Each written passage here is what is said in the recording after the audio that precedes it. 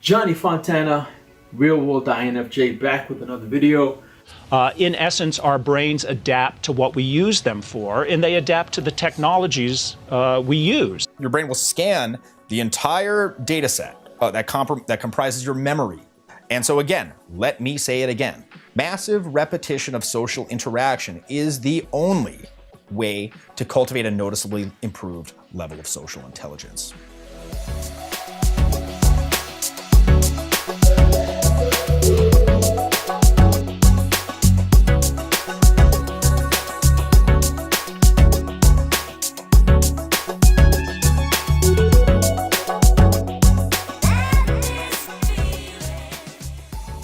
Today is going to be dealing with hard case employees, if you're a supervisor or co-workers, right? But before I get into that, I want to respond to an individual, okay?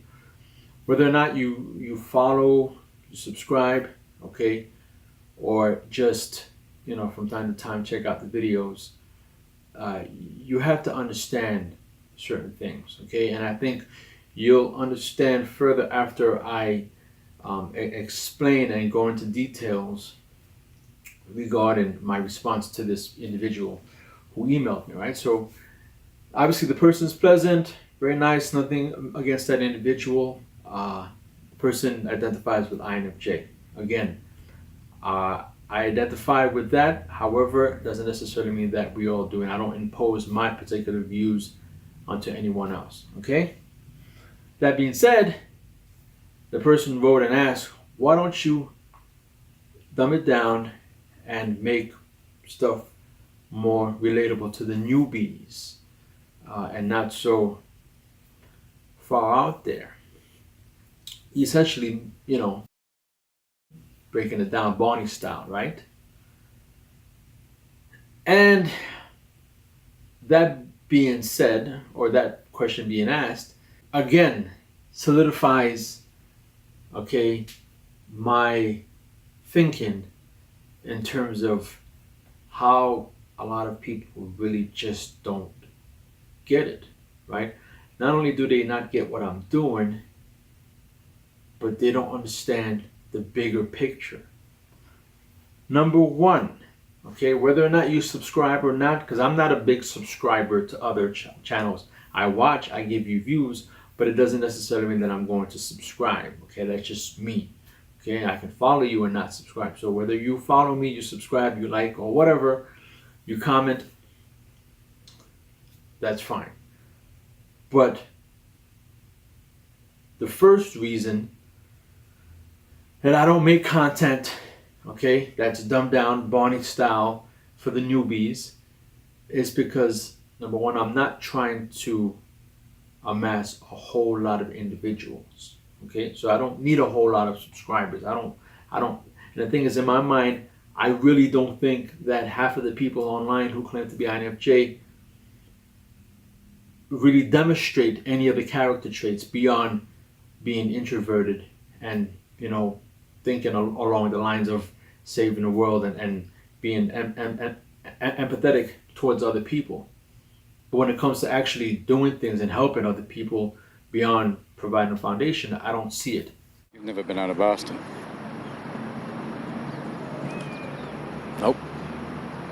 So if I asked you about art, you'd probably give me the skinny on every art book ever written. Michelangelo. I know a lot about him. Life's work, political aspirations, him and the Pope, sexual orientation, the whole works, right? I bet you can't tell me what it smells like in the Sistine Chapel. You've never actually stood there and looked up at that beautiful ceiling. I ask you about war, you'd probably throw Shakespeare at me, right? Once more into the breach, dear friends. But you've never been near one. You've never held your best friend's head in your lap and watch him gasp his last breath looking to you for help. But you're a genius, Will. No one denies that. No one could possibly understand the depths of you. But you presume to know everything about me because you saw a painting of mine. You ripped my fucking life apart. Do you think I'd know the first thing about how hard your life has been? How you feel? Who you are? because I read Oliver Twist? Does that encapsulate you? Personally, I don't give a shit about all that, because you know what? I can't learn anything from you. I can't read in some fucking book. Unless you want to talk about you, who you are. Then I'm fascinated. I'm in. But you don't want to do that, do you, sport? You're terrified of what you might say. So that's the number one reason. And I don't understand how you don't see that. Okay, because I've said it before. That I'm not trying to amass all the followers. So for you to even go there and say and ask, why I don't do this for this amount of subscribers, that's not what I'm looking for.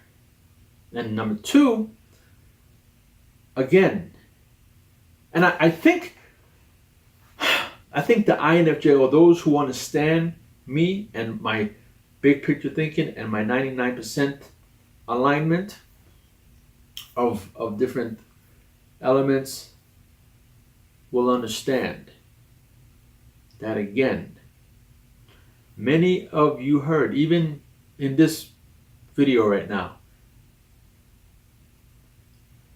have heard me mention the term foundation. Listen, there is a whole lot of honest and great content out there by INFJ identifiers who provide basic content, basic information for those who are just getting into personality type, or those who find themselves depressed or find themselves introverted, and all they need is just someone to relate to. They don't need anything else. They're not interested in bettering their lives. They're not interested in having someone tell them what to do in order to get better. They just want to feed off that dopamine rush, okay, of relating to people. That's fine. If that's what these people want to do, that's fine, okay? But for me, I'm not 22 anymore. I'm not 21. I have all of these experiences, and it's very difficult for me to dumb it down and break it down Barney style, okay? And I give you a prime example in my DJ channel, okay? I don't promote that, okay? So that's separate. I don't try to, okay, mix the two. But I was helping and consulting someone who's actually a barber in Europe, and he's pretty well known, especially on YouTube, and in Europe. He has a couple businesses, and he now wants to get back into DJing, or he wants to get into DJing because that's his passion in music and so forth. Electronic music, that's my specialty. And so for a period of time, he would send me his music for me to critique and give him some tips and sort of dissect what he's doing. But he basically didn't understand how to mix music, how to pair, understand the frequencies and just the sonic pairing of music. He just didn't understand and how to count measures and so forth in order to create not just a song after song after song, but to create a picture, whether it be for an opening set, whether it be an after-hour set, whether it be a main room set, whether it be at a lounge, or whether it be on a beach, at a poolside, okay? Different settings require different music in order to pair with the people. Lighting has an effect, and mood and so forth and so on. A lot of people don't understand it because they're so technical, right? The foundation people, those who are very intellectual foundation, that's what, like a lot of, and I see it's very, interesting to see that a lot of INFJs online identify with math and sciences and engineers and electronics, IT and so forth. But rare do they actually discuss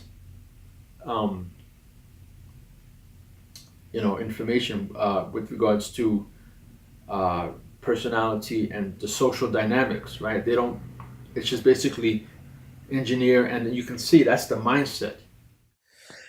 They come into the game thinking that it's going to be something that they can very easily deconstruct and create a formula to deal with. And the truth is far different.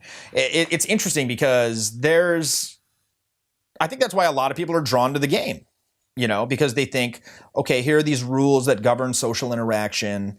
And if I learn these rules, I learn these theories, I can protect myself. I can just, go down the flow chart and I'll never have to feel bad ever again. I do get a lot of engineers on boot camp, and I'm sure in some small part that's due to the fact that I live in Silicon Valley, San Francisco Bay Area, and there are a lot of engineers here, and that's what attracts them to the game. This idea that it's something they can figure out. It's this puzzle, right? But in reality, game is not some simple arithmetic problem you could just plug quantities into to get a standardized result. An interaction is a living, breathing, dynamic thing where the variables are constantly changing in real time. Look, let me put it this way. In a given interaction, there are an infinite number of actions and reactions that can unfold, right? Within that infinite range, however, generalizations can be made and patterns can be found. And in order to discover these things, you got to have the largest data set that you possibly can. The larger your data set, the more accurate your observations are going to be. Okay? Our brains work heuristically. All right? Our brain is a heuristic computing machine. And what does that mean?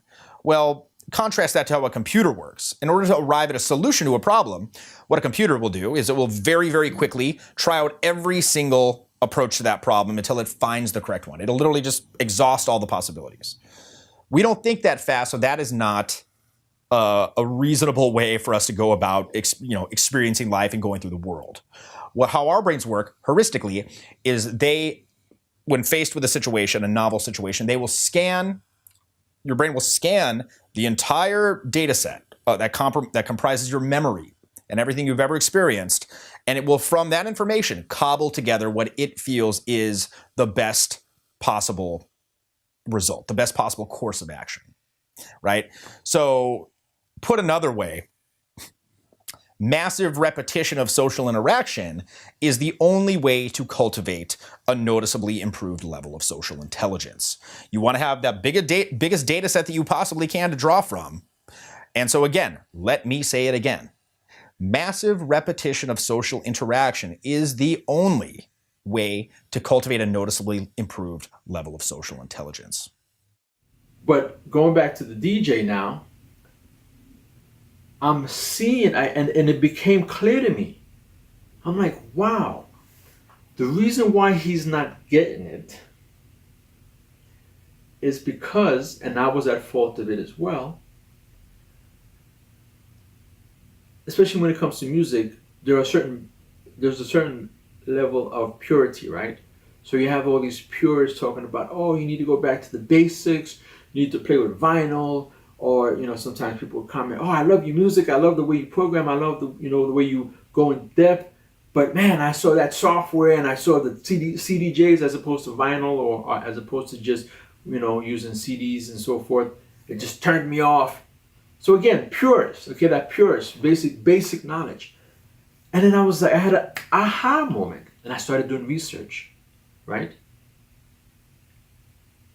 And I put two and two together because I had that 99%. And that's when I realized. I did the research. And in that research, a matter of fact, I'll play the clip for you when it comes to how we adapt to technology and seeing things on the screen. But in the last few decades, neuroscientists and psychologists have discovered that our brains are very adaptable at the cellular level. And that's not just when we're kids, as used to be assumed. It's throughout our adult lives. In essence, our brains adapt to what we use them for, and they adapt to the technologies we use. And so the ways of thinking that we engage in a lot get strengthened, and those that we don't engage in get weaker. So if you think about when you read a printed page, the ways of thinking that in effect you're training yourself to do are the ways that require deep attention. close concentration on one thing. In those types of thinking, it turns out, which are hard to do. I think naturally we like to be distracted, but those very attentive ways of thinking have been associated with the ability to create deep memories in our own minds, to create the connections between information and experiences that give richness and depth to our thought, to certain types of conceptual thinking and critical thinking and even creative thinking. What you have with the net is this persistent state of interruptions that short circuits that deep attentive thinking. And now there are some good things about that. What you see in the scientific evidence is that the more we use the web, the more we use computers, we tend to strengthen certain visual skills, our ability to keep track of lots of images moving across a screen. But by short-circuiting those more attentive ways of thought, I think you also lose things like deep conceptual thinking, or at least hamper it in deep critical thinking and even deep creative thinking. So there's a cost to this constant inflow, this constant barrage of information that we find ourselves processing more and more today. So you see what I'm saying to you? So basically, we're in 2018 now, and we're teaching these DJs how to mix and pair music using new technology, but with the old methods. So there's a you see what I'm saying to you? So it's very difficult for someone now to learn the basics when they have a screen doing everything for them, where they can visually see it. Where before everything had to be done by ear, you had to make music and play everything, have everything sonically paired. But now you can actually measure. You have the BPMs, you have the wave lines, everything for you. So it's kind of hard for you to expect now someone to actually learn how to, the basics. However, the basics are always afforded you in different, YouTube channels, whatever. You can always find the basics. Same thing with me. I understand that today there's a new world. We are involved in so many different activities, and the use of our technology that we own is so different than reading the book. Okay, so we internalize less.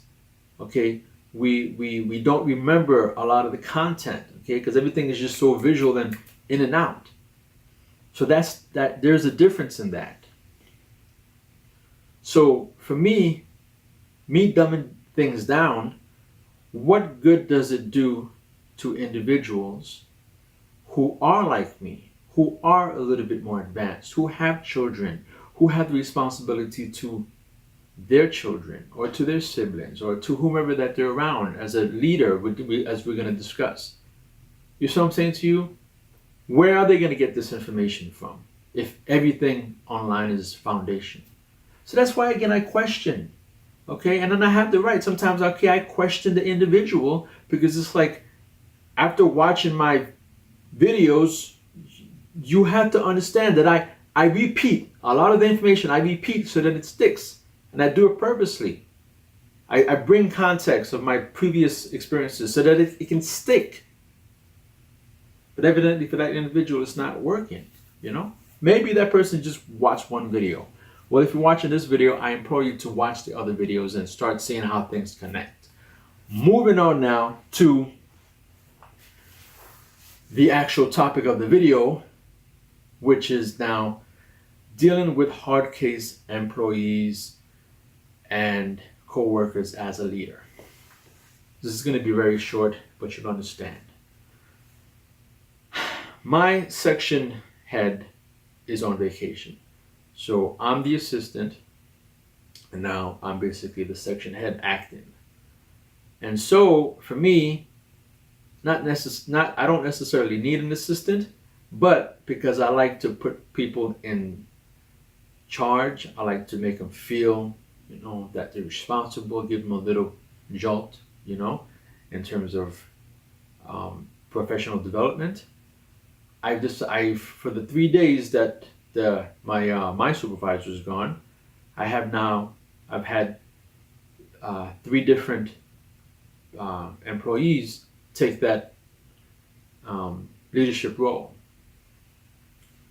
And you can see how, you know, they light up, and it's like, oh, I'm taking it, you know, and I'm being responsible. And you can see how they're very proactive. They take initiative, and they follow up, right?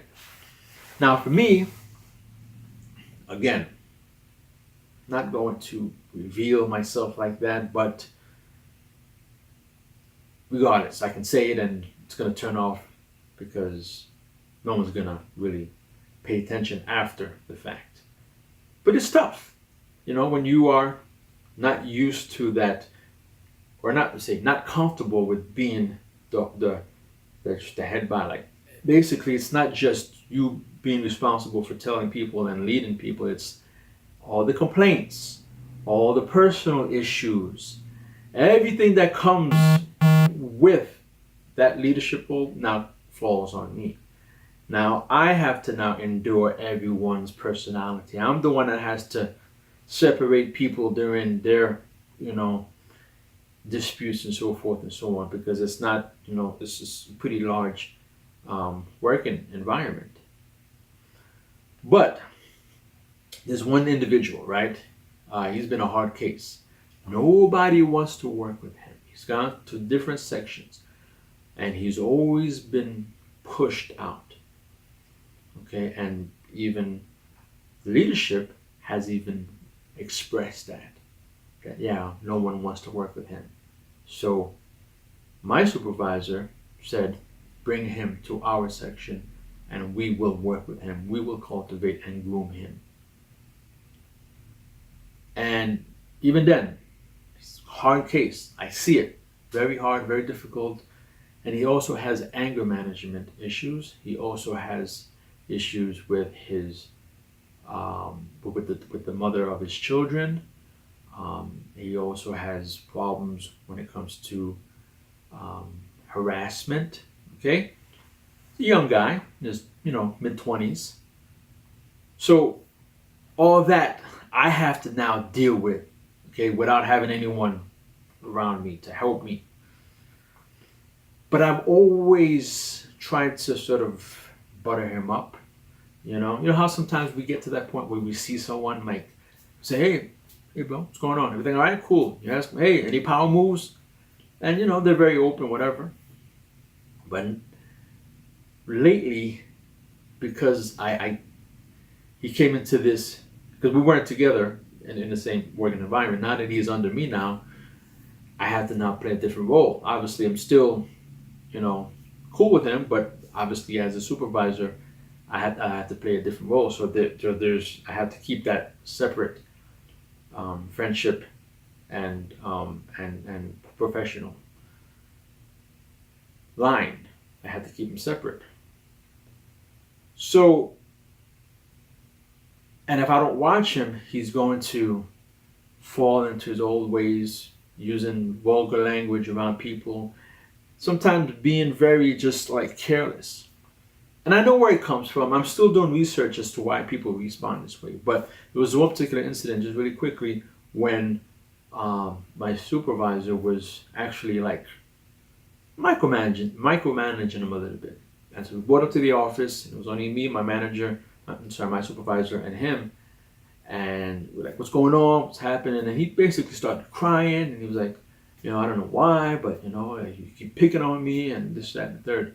Again, with all the issues that he's had, okay, his own personal issues that he himself has brought onto himself, but yet he's crying. So now you know there's something beyond that, okay? He's got issues. He seeks counseling himself on the side because of his anger issues and so forth.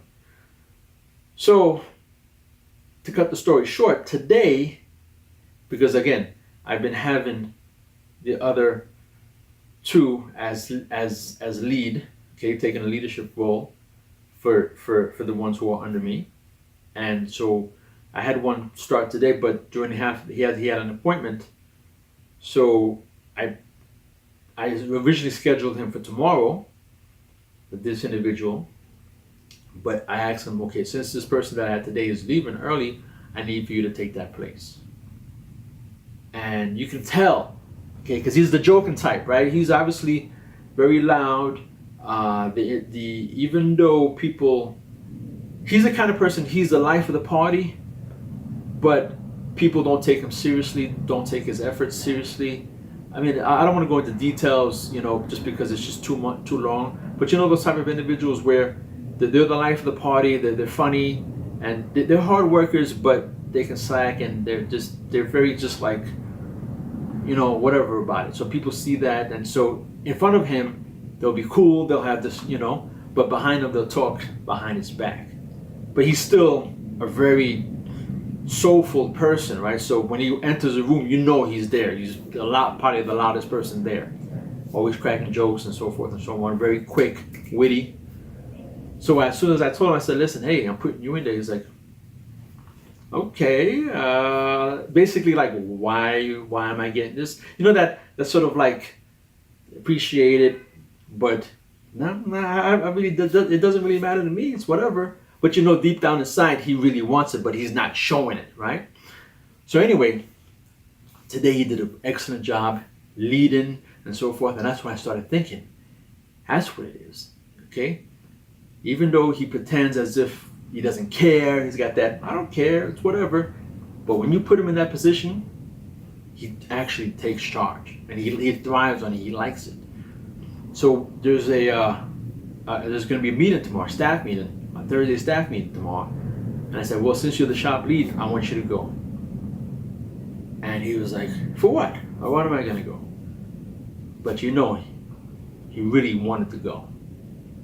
And he took that stance of, being a little bit more, of a leader, delegating, the other employees. And what was funny is that during the end of day briefing that we have, and I said, hey, I asked him, do you have anything, for the section? And he was able to articulate that. And then I went on up to him, and I gave my brief, and I said, okay, he's going to be the lead tomorrow. Don't give him any, don't bust his balls. And he's also going to attend the staff meeting as well for us tomorrow. And everyone was like, you could tell, like, and then someone had mentioned, I see, like as they were picking something up, they were singing to themselves, I see what's going on here. But obviously, as an INFJ, you know exactly what's happening. People don't, it's like, we're going to talk about scanning, okay, as far as being able to scan the full pause of scanning. Like I said in my other video, certain things you just don't do. You just got to keep it inside. You don't reveal that you're scanning people, because a lot of NFs don't like that crap, because it's like, oh, why are you getting to my space for? I'm going to set it up real nice. But again, like, I'm able to scan the room, and I know exactly, okay, what you're doing over there, what you're doing over here. Okay, you did that. I know why you did that. I know why you're making that sound. But you don't think that I'm listening, because everyone is moving around, hustling, bustling. But I hear all the bustling. I hear you singing. I hear you making all this movement. And I hear you, and I see you, look at someone else, to get any kind of, And so I felt compelled. Okay, because you know how we are, right? Sometimes we become like and we need to tell someone, keep telling them, hey, you're doing a good job, but sometimes you just gotta refrain from that, okay? Be a leader, okay? Because sometimes in us, it's like, when you're dealing with these problem, employees, sometimes you always want to get on their good side, because you don't want them to snap. You don't want to not have to deal with the bad side, especially when they're no good. You guys know exactly what I'm coming, especially if you teachers, right? You had that problem child, and sometimes when you get on this good side, you try so extra because you don't want them going back into that. You know exactly what I'm talking about, especially for you all teachers out there. I see you. I know she's probably laughing right now. But yeah, so. And I wanted to tell him and text him and say, hey, tomorrow if you get any whatever, don't worry about it. But I said, no, just let him handle it. Let him, okay, if whatever comes his way, he'll take it. And not only that, I have to keep that balance, okay? Don't try to get too friendly with him, because you know where I'm going with this.